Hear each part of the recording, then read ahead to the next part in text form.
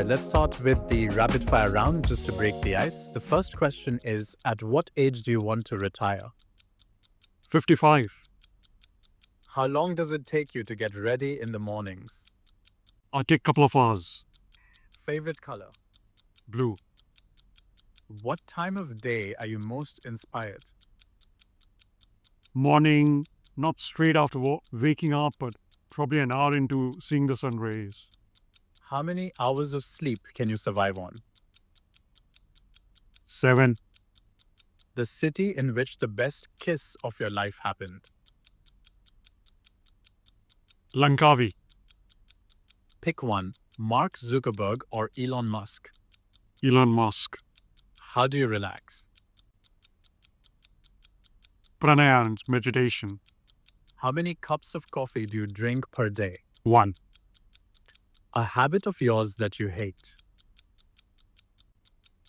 I scratch my head when I'm confused about something. The most valuable skill you've learned in life. Show gratitude for what you have. Your favorite Netflix show.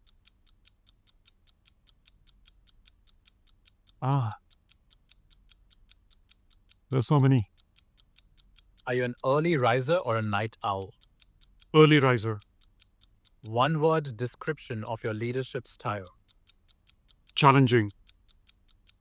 Coffee or tea to kickstart your day. Coffee. Top priority in your daily schedule. Team. Work.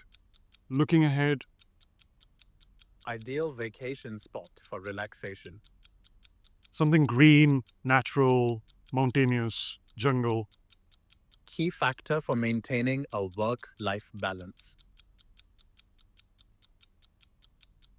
Time, discipline, and committed to family as well. All right, that was the end of the rapid fire round.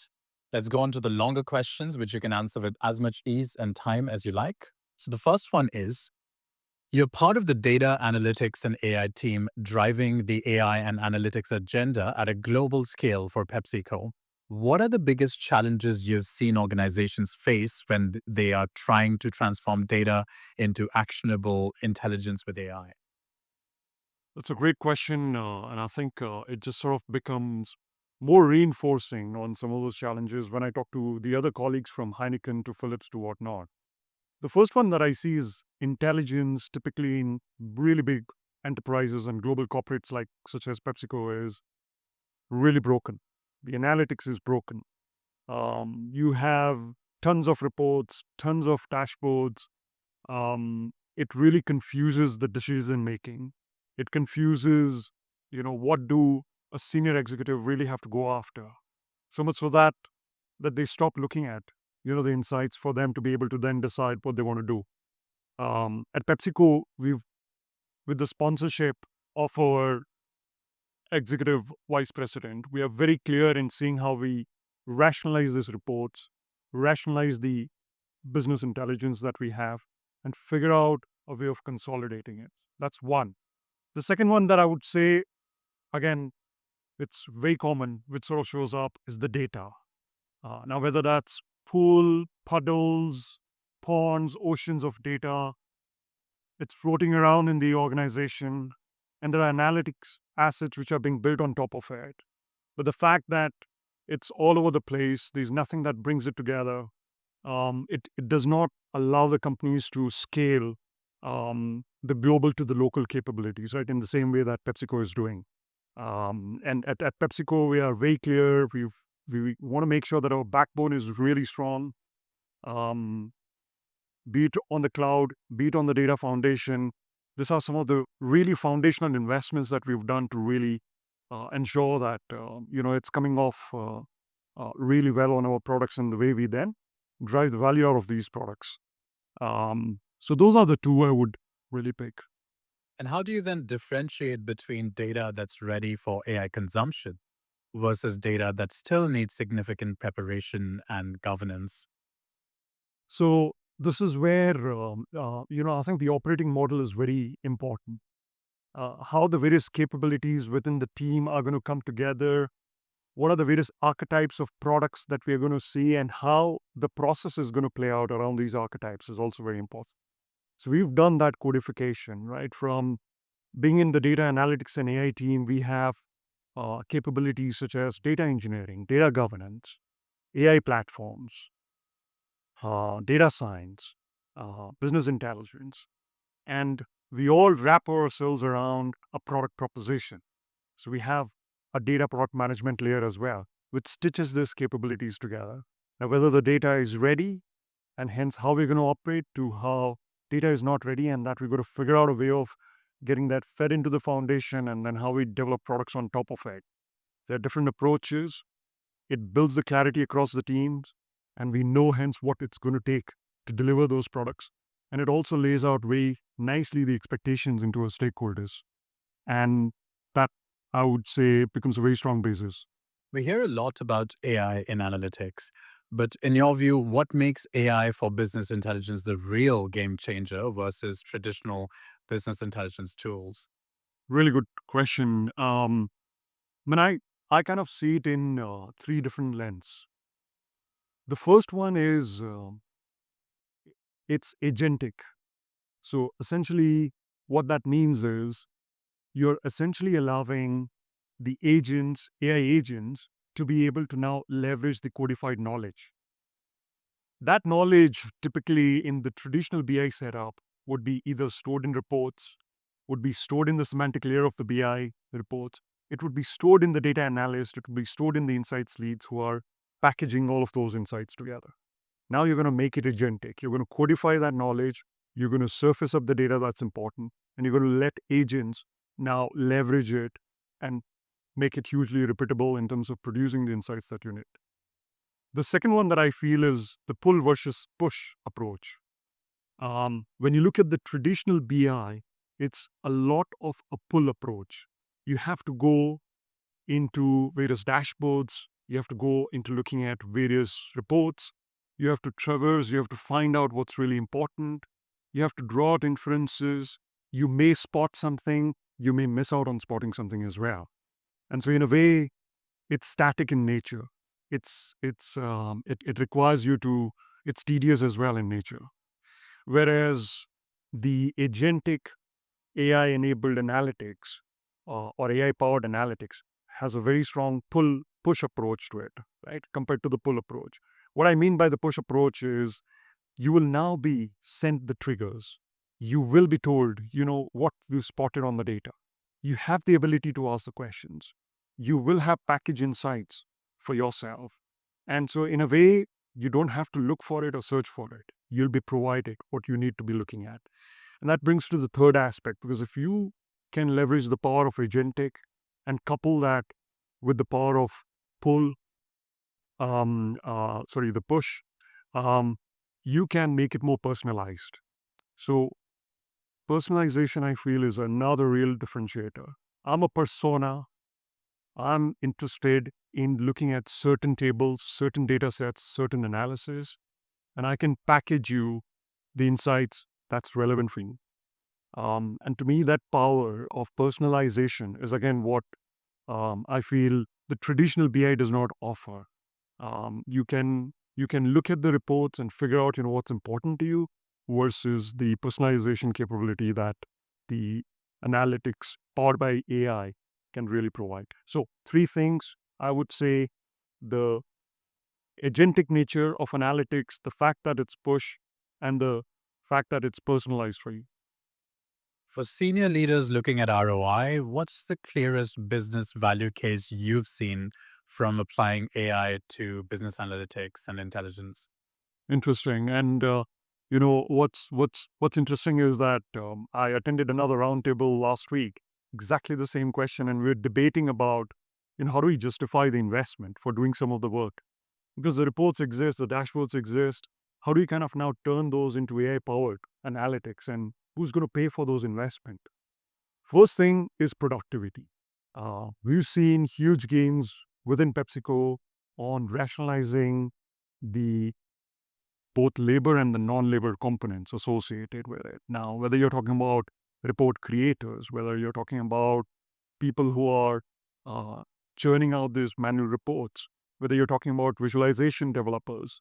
I think there's a big scale of, I feel productivity that you can drive on the labor part, which sort of typically is 20 to 30% of, what we've essentially seen and achieved. But the other big component is all the infrastructure and all the non-labor assets. Now, whether those are licenses, we were free flowing. People could kind of get the Tableau licenses as and when they want. A huge part of self-serve culture, but as a result of which, massive proliferation, the awareness wasn't there. People would go and get the licenses, develop the reports, create the pipelines. Essentially, 60 to 70% of our reports had zero or low usage. So, rationalizing all those reports, freeing up all of your infrastructure and capacity can unlock a huge productivity. And in a way, you can kind of repurpose that back into making your analytics more AI powered as well. The other three that I see, second is personalization. I think that whole, getting an executive excited about, hey, I can now see what I need to see for myself. I don't need to kind of now go through 10 different reports to find out, what's important to me. I can ask the question and I will get an answer for what I have to carry out as a part of my day job. Now, whether that's a GM in a business unit, whether it's a category manager in a procurement function, or whether that's a commercial lead in a commercial function. I think that personalization, and so you need to sell that story. You need to kind of get people excited about what that's going to allow them to do, the agility and the fact that they will have now the insight. The third piece I will say is performance. If you've got critical business KPIs, you would want to see with the fact that now I can get what I need to get when I want to get, you will be able to act quicker. Your time to insights is going to collapse. The fact that some of those KPIs which were not necessarily performing well will start performing well. And to me, I think there's a clear performance indicator as well. And finally, prediction, right? You will be able to now leverage the AI in a way to help drive the prediction. You want to leverage the LLM capabilities and all of the ML capabilities that you have within the company to help drive the prediction. Now, whether it's some form of forecasting, optimization, predictions, so those are the four I would say in terms of the clear value. And so, how do you then structure ROI measurements for AI initiatives that might have long term strategic benefits but unclear short term returns? I think this is where it's important to kind of get a top down sponsorship. So, for example, one of the things that we are very clear in PepsiCo, and something that both my boss and the EVP are very clear about, is that we've got to invest in the data foundation. That data foundation is like a foundation of a massive, tall skyscraper as well. You need that foundational layer around which you can then build the products on top of it. If you were to kind of get the products and the use cases to pay for that data foundation, that's never going to happen. But equally, investing in that data foundation is not going to give you tangible benefits on day one. There's a long-term play to the data foundation. And with that data foundation and the knowledge foundation, you can then operate AI on top of it. And to me, I think that then sort of develops a very clear accelerated ecosystem around which, you start seeing the benefits, not necessarily in the short term, but in the long term. So I think having that top-down sponsorship, clarity of the vision around where we want to kind of head our company to, strategic programs around where we want to deploy ourselves and invest in, helps you to kind of help justify the long-term ROI, but balancing it with some of the use cases that you can deliver in the short term. The concept of agentic AI is emerging as a significant trend. How are you embedding autonomous AI agents directly into decision workflows rather than treating them as standalone tools?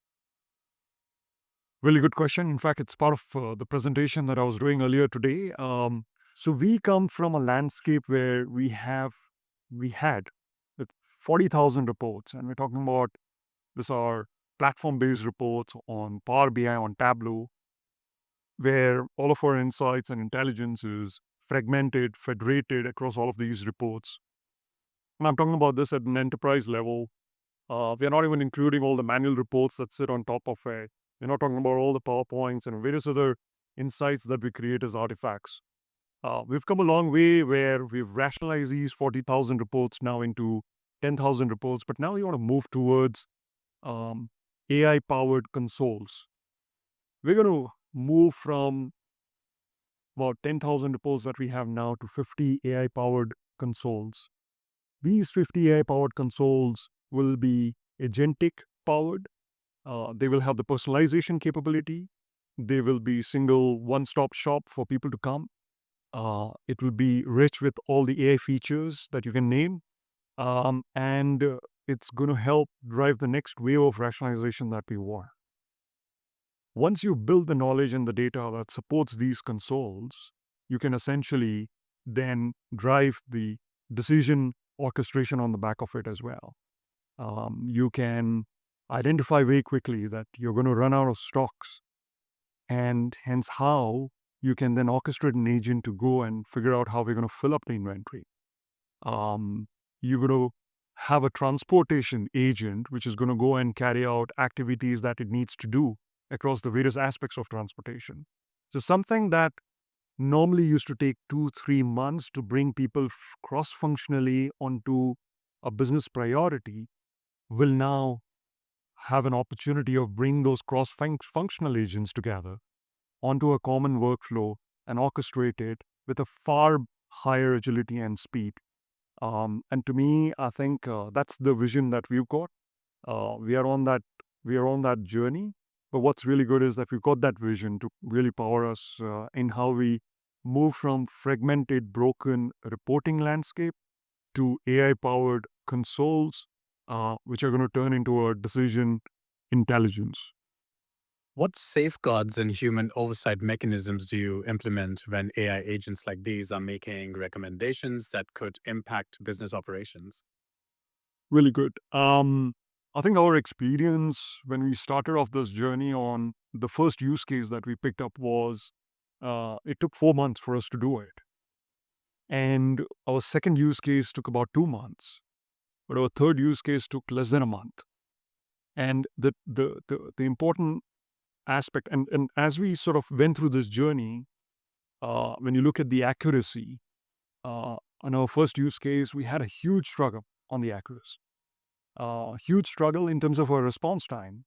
And that was because we were leveraging the LLM and basically asking LLM to do a lot of the heavy lifting, in which case it was hallucinating, it was going all over the place, and our agents were confused as well in their input output in the multi agent orchestration.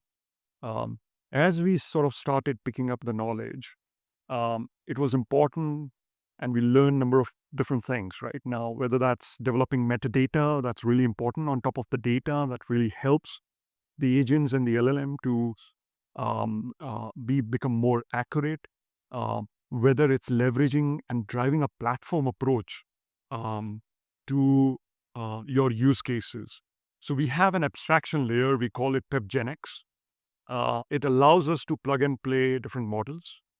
It has the agentic framework on it.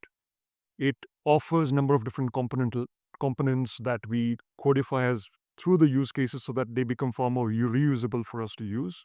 And it has the observability on it. So that ways we are governing the agents and their actions as well. We are able to explain, we are able to see the coherence, we are able to see the accuracy, we are able to kind of find out what's exactly playing out in the interactions within these agents. In our first use case, we didn't have any of that. But in the last use case, we have a number of those aspects available.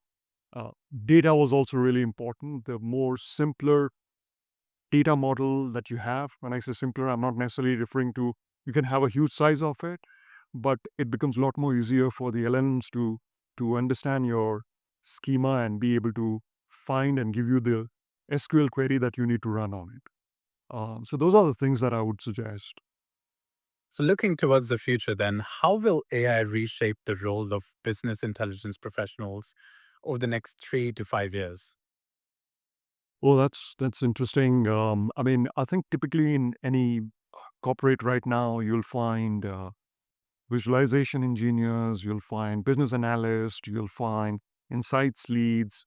You'll find people who are spending their day job in preparing reports, in preparing visualization, in preparing the various analytic artifacts and assets. I feel like they are gradually going to get transitioned into becoming agent builders, agent observers. Maybe they become the human in the loop around what the agents are doing. They become the way the orchestration needs to play out. So they become the designer of the orchestration as well. I see that as one part of it. The other part that I see is right now, a lot of these business professionals are working close to the business. They have the pulse of the business, but they are not necessarily um, providing the value add to the business. I think to me, with the automation of insights, I will see them shift towards becoming more closer to the business in adding value, in carrying on ad hoc analysis, in drawing inferences across various analytical assets to propose, to recommend the business users on the actions that they need to be taking. Right now, they are order takers. Tomorrow, I feel that they will be partners with the business. So, yeah, we'll see the shift because a lot of their activities are either going to get automated and AI will become a big enabler of it.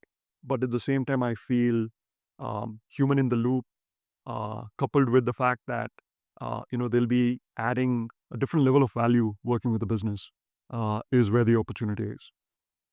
So, are there any particular new skills that you're actively developing in your 600 plus people business intelligence analyst community to prepare them for an AI augmented future?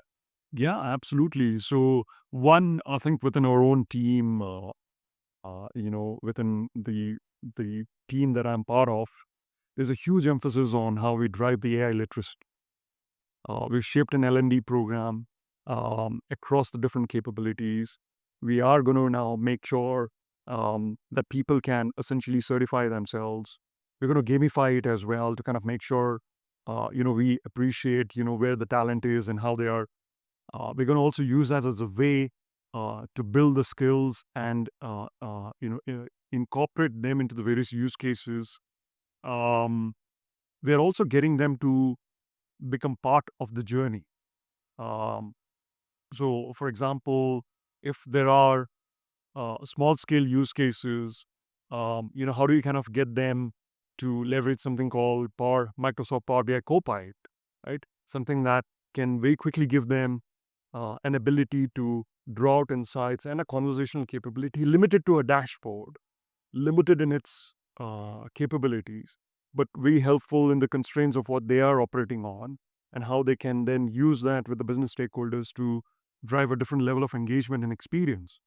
We are also getting our teams to actively use PepGPT. This is their own personalized, you can think of it as a chat GPT version of PepsiCo, where they can plug and play, pick the models that they want, and within the confines of work, they can use the PepGPT to help them simplify their work.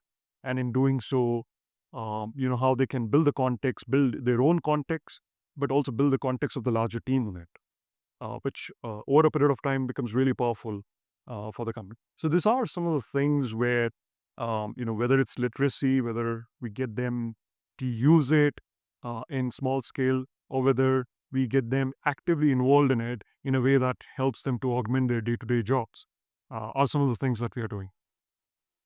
All right. So, the last question for you is of a personal kind.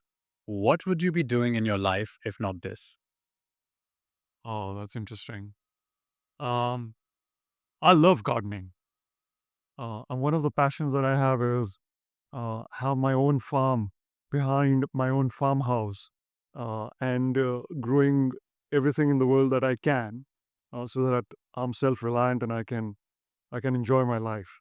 So we'll see whether I manage to do that after the age of retirement, which is 55. I am Altaf Patel, VP Data Analytics and AI. Catch me on the Technologist of the Month show.